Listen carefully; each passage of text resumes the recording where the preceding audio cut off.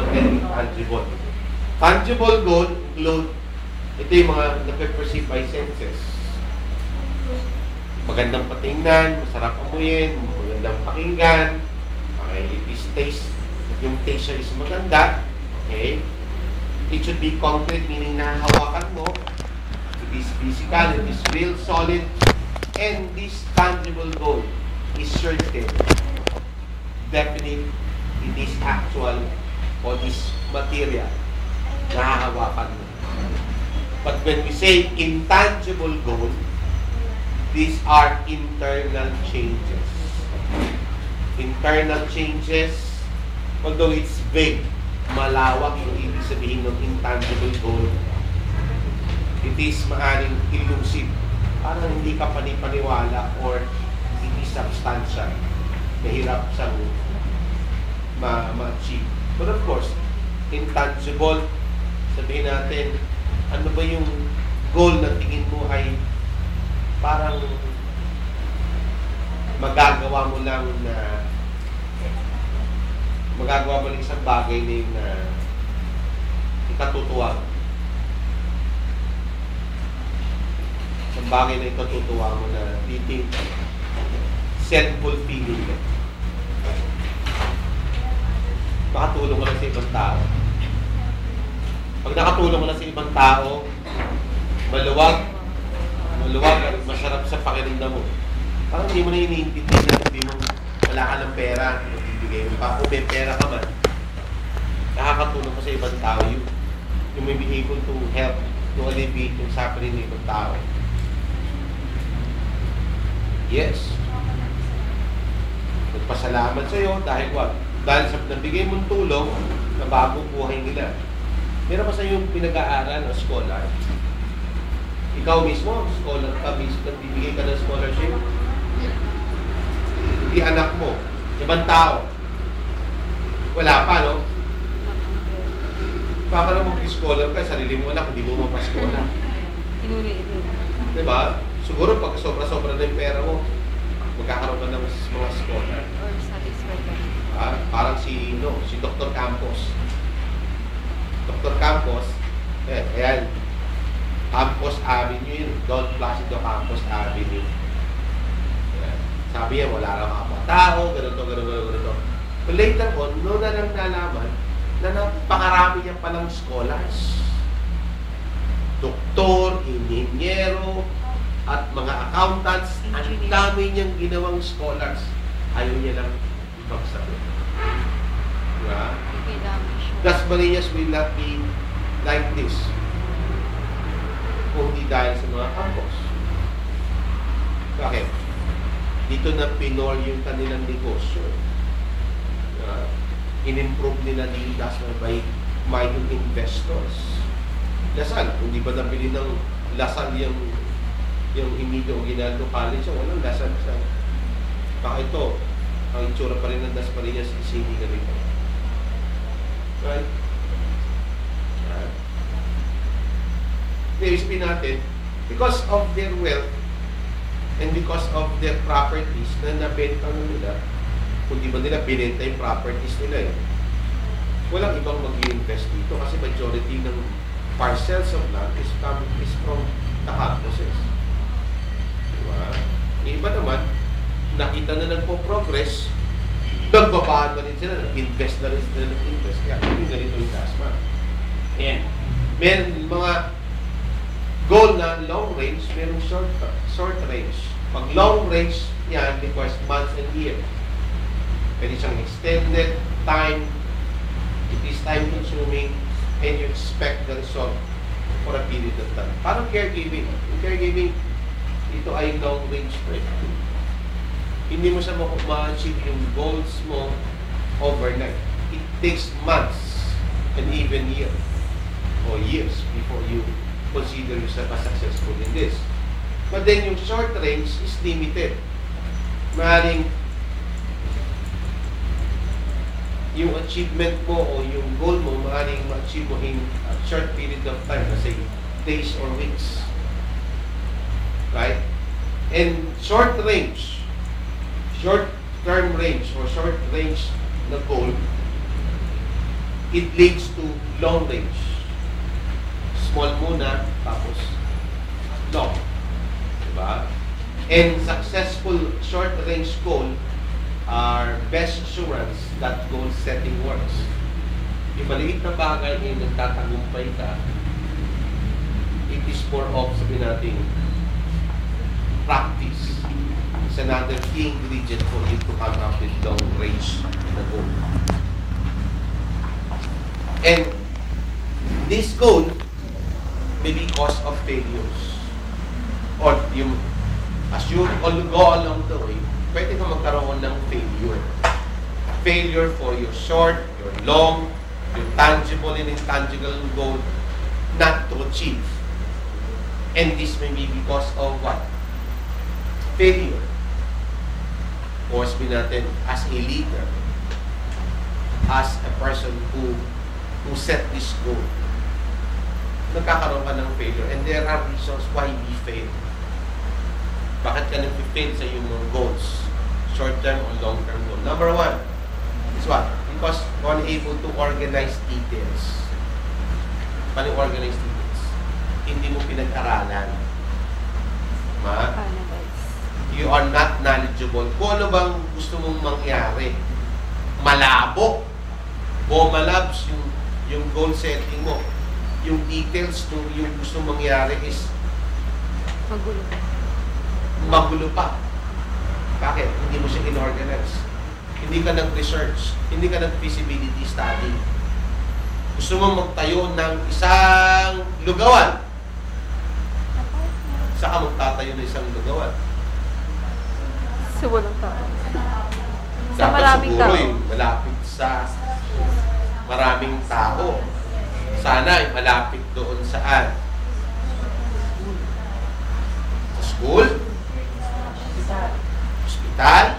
Doon sa maraming tao. O kaya malapit doon sa babaan ng mga ng jeepney o bus stop. Yung mga driver at mga pasahero nandoon na maaaring will take them a few minutes or time for them to get their rides. Huwag ka magtatayo ng isang lugawan sa lugar na tatayuhin ka pa. Tago. Tagong-tago. Hanapin Diba? pa. Kung tayo ka na lang sabuhan, pupuntahan ka to kahit tago yan. Sure. Pero yung iba, kahit sabihin mong tago, basta masarap yung lugawan mo, pupuntahan ka. Hanapin ka. Diba? Kahit sa dulo pa ng kanto yan, hanapin ka. Kaso nga lang, yung iba, pag nandun na sila, sinasamahan ng kalokohan. Paano sinasamahan ng kalokohan? Para doon sa may harap namin doon, may lugawan doon. Kahit sabihin mo, isang mahabang bangko lang na ganyan, tapos may lamesa lang, may itlog, tapat baboy, isang malaking kaldero ng lugawan na nandun. Masarap yung kanyang lugaw. Mga nakakotse, pupunta doon, 24 hours. Aba, nung lumaon, maganda kita niya. Sinamahan ng kalokohan. Nandun yung sugal. Nandun na yung babae. Nandun na yung shabu. Walang dalawan. Talpog yung pinagpuhunan niya. Talpog lahat, pati asawa niya na wala. Kaka-upisa pa lang. Bakit to basic ulit siya? Wala na. Bakit? Hindi mo rin magpahalaga doon sa puhunan doon sa pinagsimulan niya. Diba? Is it part of your goal setting? Oo, kilala mo yun. Kasi may harap namin. May harap namin doon. Yan, bakit? Sinamahan niya ng kalokohan. Diba? Yan. Inability to organize details. Unwillingness to render humble services. Ayaw mo mag-offer ng sarili mo. Gusto mo lagi may bayad. Ayaw mo ng pro bono. Kung magbigay ka mga services, sobrang namang mahal. Hindi mo sobrang mahal, you are, para sabihin natin, more on material gain or wealth. Wala kang pakisama. Siya naman, gagawin mo isang bagay niyan because masaya ka. Okay? Yan. Others is they expect for payment for what they do. Masyadong mataas ang ere. Pagka marami siyang alam, dapat mataas ang bayan. Diba? Hindi naman sa pwede mag-volunteer. Naman. Yung ba, they have fear of competition from others. Ay, ayoko mag-caregiver. Bakit? Marami na nag-aaral ng caregiver eh.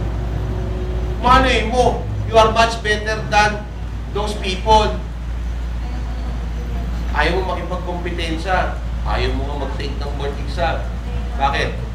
Kasi yung itong mga iba, graduate ng LSR, graduate ng USD, graduate ng UP, graduate ng ganitong colleges o ganitong universities. Mahirap makipagkompetensya. Ayaw mo mag-apply. Bakit?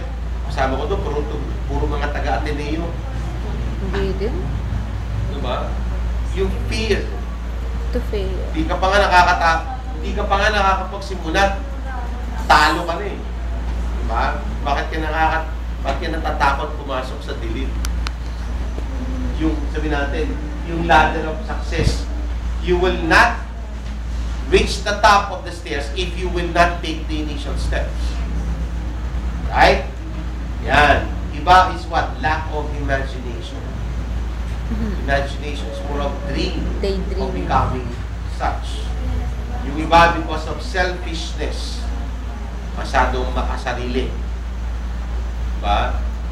Masyadong makasarili na gusto niya sa kanya lang yung kanyang talent and skills. Ayaw niyang i-share. Ayaw mag-contribute. Yung iba ay what? Interference, greed, or overindulgence. Masyado kang sakin. Greed is pagiging sakin.